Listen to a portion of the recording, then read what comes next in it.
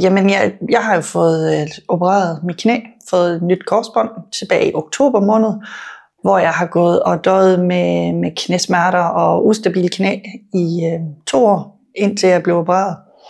Og i den tid har jeg været på cyklen på arbejde, og har kunne forebygge alt for mange smerter og væske i knæet ved at tage den her cykeltur hver dag.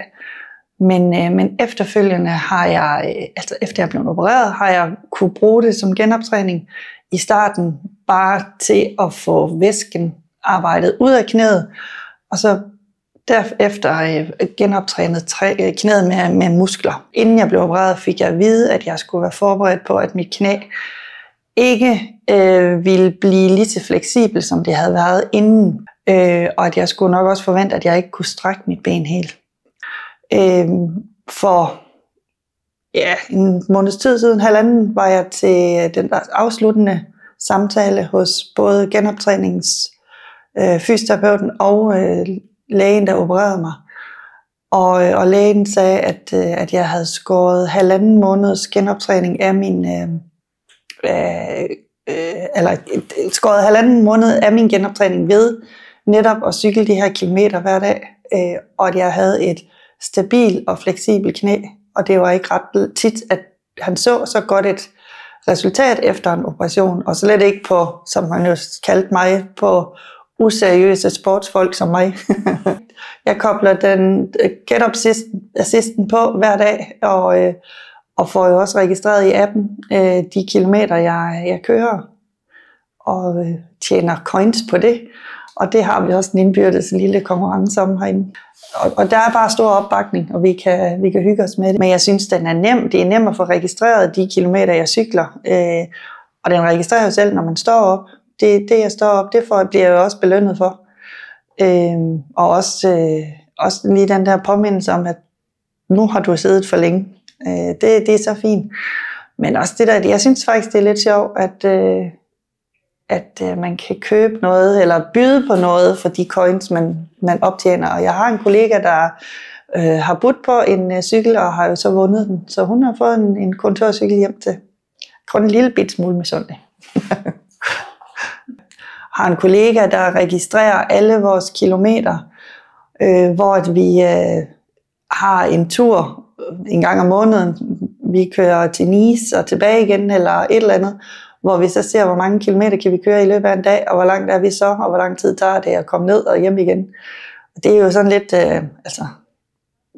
det er jo lidt tosset, fordi vi kommer jo ingen vej, men bare det at forestille sig om, at man er halvvejs nede i Tyskland, det er jo helt vildt. Altså, det er helt sikkert, hvis ikke jeg havde haft kollegaerne herinde, så havde jeg ikke fået det gjort. Altså, hvis jeg skulle cykle 10 eller 15 kilometer hver dag, det var aldrig sket, fordi min hverdag hjemme med 4 børn, den er travl, og det ville der slet ikke være tid til. Men det at kunne sidde herinde med kollegaerne og lave fis og ballade, og samtidig med, at jeg kan tage telefoner, jeg kan arbejde på computer, jeg kan jo egentlig alt det, at jeg normalvis sidder og laver hver dag, at jeg kan gøre det, mens benene de arbejder helt af sig selv, det er jo bare et stort plus. Og så giver det også en god følelse, og humøret bliver ikke dårligere. Det gør det ikke. Jeg føler mere energi, og jeg får også... Jeg tror faktisk også, at jeg får lavet nogle af de der opgaver, som bare skal køres igennem. De kører altså lidt nemmere, fordi benene kører af sig selv, og det gør også, at tankerne de falder lidt til ro, og så kører det bare i en rytme. Jeg kan også godt mærke på mit velvære, men også ikke, at jeg har ikke decideret tabt mig, men der er noget, der har flyttet sig. Der er en talje på vej, og der er altså noget, der flytter sig, som man rører sig mere og mere. Det gør det. Jeg fik at vide, at jeg skulle forvente at være sygemeldt i 3 måneder, dengang jeg var til det første forundersøgelsesmøde. Og der havde jeg en helt klar plan om, at det kom ikke til at holde, fordi jeg skulle tilbage noget før. Så jeg har min plan, eller min sygemelding har været på 14 dages fuld sygemelding, og så 1 uges hjemmearbejde. Og så kom jeg tilbage her på arbejdspladsen på 3. uge, hvor jeg startede ud med 5 kilometer på cyklen hver dag. Og det har så gjort, at jeg har faktisk kun haft reelt 14 dages sygemelding i hele mit forløb. Og min fysioterapeut har også sagt, at det er ikke ret tit, at de der hjemmetrænere, de kommer så langt, som jeg er kommet. Og jeg må jo ærligt indrømme, at jeg har nok ikke måske brugt helt de øvelser, jeg skulle.